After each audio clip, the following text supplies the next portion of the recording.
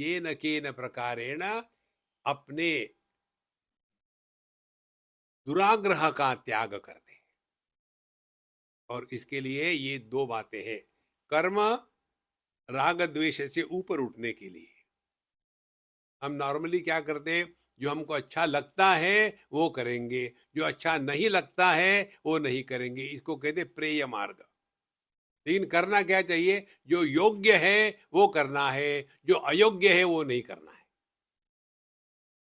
देखो, छोटी सी बातें होती है, उपनिषदों में सब आता है। देखो, अब हमको क्या अच्छा लगता है, लेट सोना और लेट उठना अच्छा लगता है। अच्छा क्या होता है, early to bed and early to rise is the way to be healthy wealthy and wise. अच्छा होता है, लेकिन हम करते हैं क्या? कारण क्या है, हम अपने राग द्वेष के इतने जबरदस्त प्रभाव में आ गए हैं कि उससे निकलना हमारे लिए संभव नहीं है। और इसीलिए अपने आप को डिसिप्लिन में रखना यह अध्यात्म है। नहीं तो बाहर गए तो गंगा गए तो गंगादास, जमुना गए तो जमुनादास, घर में आए तो फिर देवदास, वही शुरू। ये कोई जीवन है?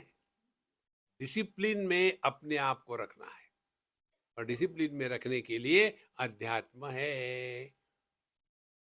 अब यहां तक हो गया ना, अब अगली स्टेप आपको बताते हैं। अब ये अपने को जीवन में उतारना है, किसी को नहीं बताना। देखो, एक ग्रंथ में आता है, 3 प्रकार के ज्ञानी होते हैं। एक ज्ञानी वो है कि जो ज्ञान जीते हैं 24 घंटे।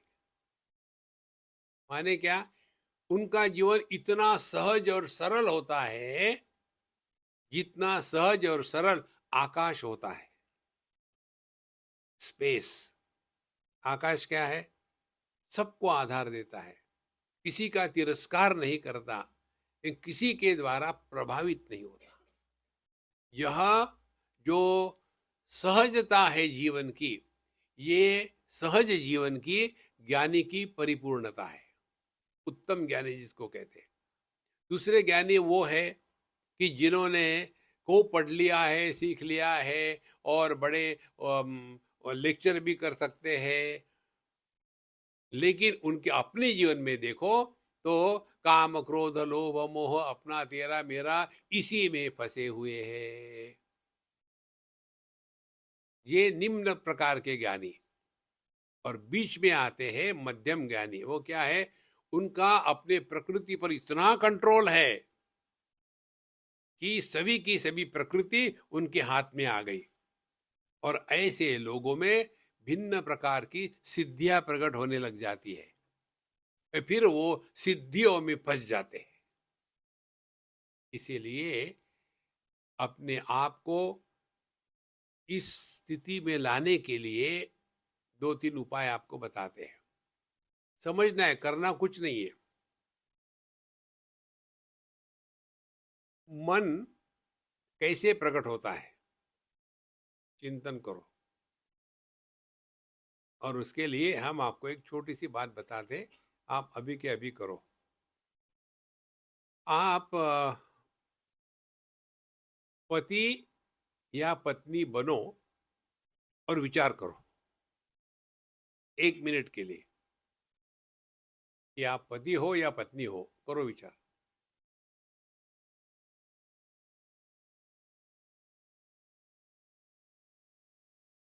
हो गया?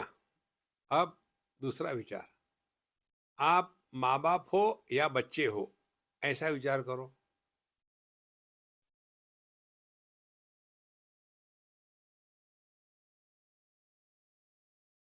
अब तीसरा, अब कुछ मत बनो,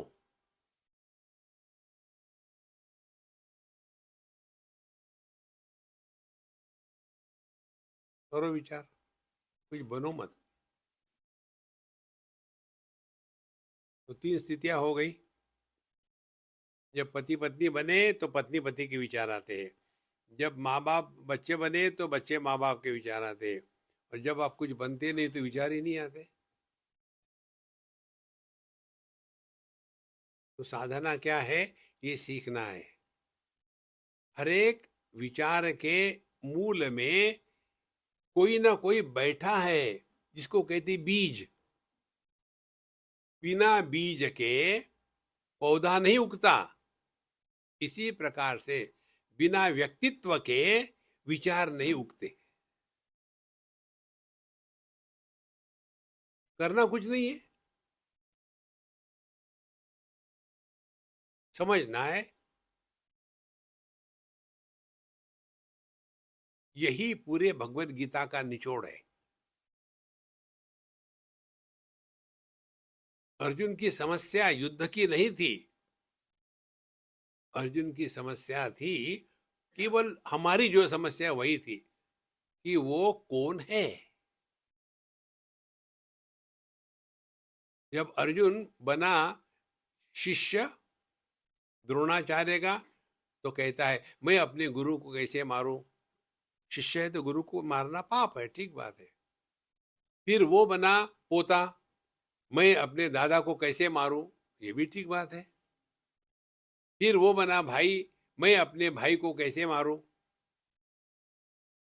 माने विचारों का मूल क्या था? He became somebody. लेकिन युद्ध के मैदान में कौन होना चाहिए था? योद्धा। तो पूरी भगवत गीता का निचोड़ इतना ही है कि wherever whatever you are, be 100%। इसीलिए अंतिम में जाकर के भगवान अर्जुन को ये पूछते, तुमको समझ में आया क्या? अब तुम निर्णय ले लो कि इस समय तुम कौन हो। और वो कहता भी है, अब मुझे समझ में आ गया, इस समय मैं योद्धा हूं। कितनी सिंपल बात है। यही अध्यात्म है संतो। जहां हो, जब हो, जो हो, 100% रहने का अभ्यास करें।